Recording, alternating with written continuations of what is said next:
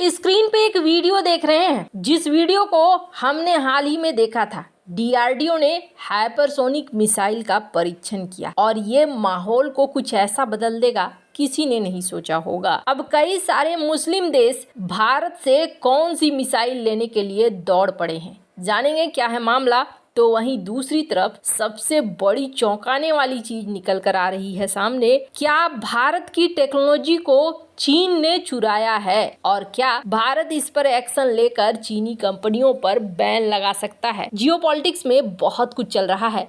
हमेशा की तरह CIS न्यूज नेटवर्क के इस एपिसोड में जानने को मिलेगा बहुत कुछ। आइए जानते हैं इन खबरों को विस्तार से। ये जो DRDO का परीक्षण था ना, इस परीक्षण में हमने देखा हाइपरसोनिक मिसाइल का परीक्षण कर भारत उन देशों की श्रेणी में आ गया जो देश अपने आप को इस क्षेत्र में दिग्गज देश मानते थे। अब भारत का प्लान कुछ और भी है। भारत का प्लान क्या है? भारत का प्लान है भारत के पास जो ब्रह्मोस मिसाइलें हैं ना, उनके इंजन को बदलने का और उनके इंजन को बदलकर उसे और भी खतरनाक रूप देने का। और ये जो आइडिया है, इस आइडिया के बाद समझ लीजिए कि भारत में काफी कुछ बदल जाएगा। नई ब्रह्मोस मिसाइल के अंदर हाइपरसोनिक स्क्रैम जेट टेक्नोलॉजी लगाई जा रही है और ये दुनिया को बताया भी जा रहा है। और दूसरी बड़ी बात कि अब ना ये बातें ऐसी नहीं है कि हवा में कह दिया हम ये लगाएंगे वो लगाएंगे अब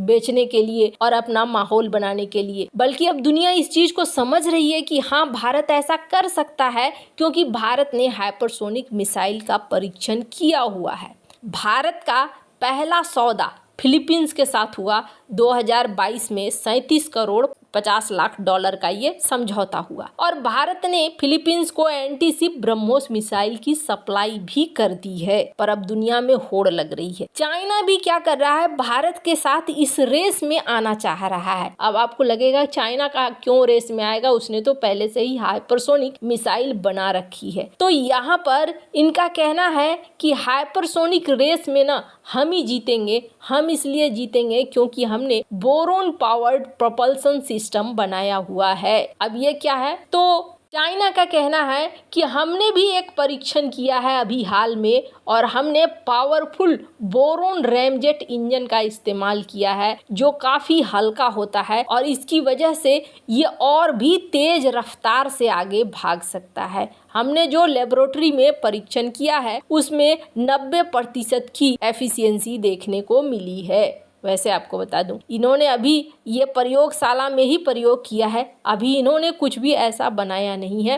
पर इनका कहना है कि हम ऐसा कुछ बना सकते हैं जिससे कि हम हमेशा भारत के ऊपर ही रहेंगे। कहा जा रहा है कि पहले इसे खास हाइपरसोनिक मिसाइलों के लिए तैयार किया जा रहा था, पर अब चाइना सोच रहा है कि इस तरीके का रैमजेट इंजन बनाकर हम आम मिसाइलों को भी ब्रह्मोस से ज्यादा ताकतवर बना देंगे। अब चाइना इस रेस में क्यों उतर रहा है, तो इस रेस में उतरने की वजह ये मानी जा रही है कि वो नहीं चाहता है कि भारत ब्रह्मोस को लेकर दुनिया में इस तरीके का माहौल बनाए। अभी क्या सीन हो रहा है, स्क्रीन पर द वीक का एक आर्टिकल देख सकते हैं जिसमें ये कहा जा रहा है कि ब्रह्मोस को लेकर अब दुनिया दीवानी होती हुई दिख रही है और भारत को बड़े ऑर्डर्स मिलने वाले हैं। और इसका खुलासा कौन कर रहा है? इसका खुलासा ब्रह्मोस एरोस्पेस के जॉइंट डायरेक्टर रूस के अलेक्जेंडर बी मार्क्सिशेव कर रहे हैं। इन्होंने रूसी समाचार एजेंसी तास को बातचीत में बताया कि ब्रह्मोस खरीदने के लिए रुचि दिखाने वाले देश कौन कौन से हैं। तो पहला देश यहाँ पर फिलीपींस के बाद वियतनाम देखने को मिल रहा है। उसके बाद दुनिया का सबसे बड़ा मुस्लिम मुल्क इंडोनेशिया देखने को मिल रहा है। UAE देखने को मिल रहा है।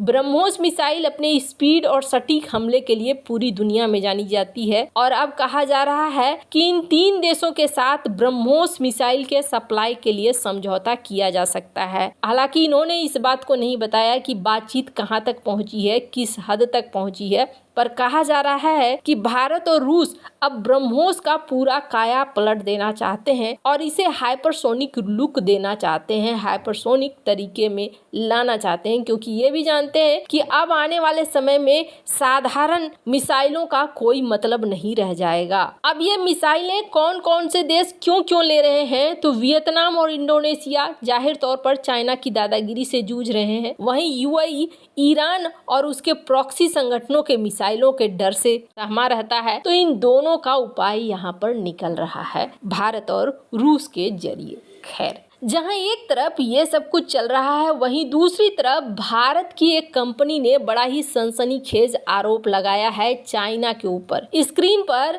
एक ग्राफ देख रहे हैं। भारत तो फिर भी बहुत देर से जागा है। अभी भी अगर आप देखेंगे ना, तो इस ग्राफ से आपको कई सारी चीजें समझ में आएंगी। दुनिया में एक चलन है और वो चलन किस चीज का है? पेटेंट कराने का। मतलब बौद्धिक संपदाएं कोई खोज हुई है, कुछ ऐसी चीज जो कि आपने बनाया हो और वो बहुत ही अद्भुत हो, अद्वितीय हो, तो उसका आप पेटेंट करवा सकते हैं कि ये टेक्नोलॉजी या ये शोध, ये जानकारी, ये खोज मेरी है। अब इस मामले में अगर आप देखेंगे ना, तो 2000 से ये मामला चाइना अपने हाथ में बहुत तेजी से लेता गया और आज भी दुनिया में सबसे ज्यादा पेटेंट कौन करवाता है? चाइना करवाता है। चाहे खोज करवाए या न करवाए, लेकिन पेटेंट जरूर करवाता है। वहीं भारत की बात करें तो भारत ने हाल फिलहाल में, इधर देखेंगे छोटा सा ये ग्राफ बढ़ता हुआ, इससे ज्यादा तो जर्मनी, साउथ कोरिया, जापान और अमेरिका करवाते हैं, पर सबसे ज्यादा यहाँ पर आपको देखने को मिलेगा चाइना ही करवाता है। हालांकि बात करें अगर बढ़िया बढ़िया टेक्नोलॉजी की, तो बढ़िया टेक्नोलॉजी तो इजराइल बनाता है, लेकिन इजराइल का इस ग्राफ में कहीं नामो निशान भी नहीं है। पेटेंट करवाने के मामले में चाइना आगे रहता है। अब इसी चाइना के ऊपर भारत की एक कंपनी ने आरोप लगाया है और कहा है कि इन्होंने मेरी एक ड्रोन टेक्नोलॉजी चुराई और ये ड्रोन टेक्नोलॉजी चुरा कर इन्होंने हमारे ही देश में अपने ड्रोन के नाम से सप्लाई कर दिया है, जिसके बाद भारतीय कंपनी ने संपर्क साधना शुरू कर दिया है भारत सरकार से और कहा है कि आप यहाँ पर बैन लगाइए। चौंकाने वाली बात क्या है कि उन चीनी कंपनियों ने भारत की ही ड्रोन टेक्नोलॉजी को कॉपी कर भारत में ही ड्रोन सप्लाई किया और जब इसको लेकर खुलासा हुआ तो खलबली मची। इस तरह कॉपी, पायरेसी और टेक्नोलॉजी चोरी के मामले में पहले से बदनाम चीन एक बार फिर से बदनाम हो रहा है। स्क्रीन पर आप आर्टिकल देख सकते हैं। भारत की एक ड्रोन कंपनी ने चीन पर बहुत बड़ा और गंभीर आरोप लगाया है। यह आरोप चेन्नई स्थित जुप्पा जियो नेविगेशन टेक्नोलॉजी कंपनी ने लगाए हैं। कंपनी का आरोप है कि चीनी संस्थानों ने उसके ऑटो पायलट टेक्नोलॉजी को कॉपी कर लिया है और कॉपीराइट का उल्लंघन किया है। कंपनी ने भारत सरकार से अपील की है कि उन चीनी कंपनियों पर बैन लगाया जाए जिन्होंने उसके ड्रोन में इस्तेमाल होने वाले ऑटो पायलट टेक्नोलॉजी को चुराया है। जुप्पा जियो नेविगेशन टेक्नोलॉजी कंपनी ने पूरे मामले को लेकर विदेश व्यापार महानिदेशालय को पत्र लिखकर शिकायत की है। जुप्पा कंपनी ने मांग की कि डीजीएफटी को उसके बौद्धिक संपदा अधिकारों की रक्षा के लिए संबंधित चीनी कंपनियों पर एक्शन लेना चाहिए। डीजीएफटी को दिए गए एक ज्ञापन में भारतीय कंपनी ने कहा है कि उसे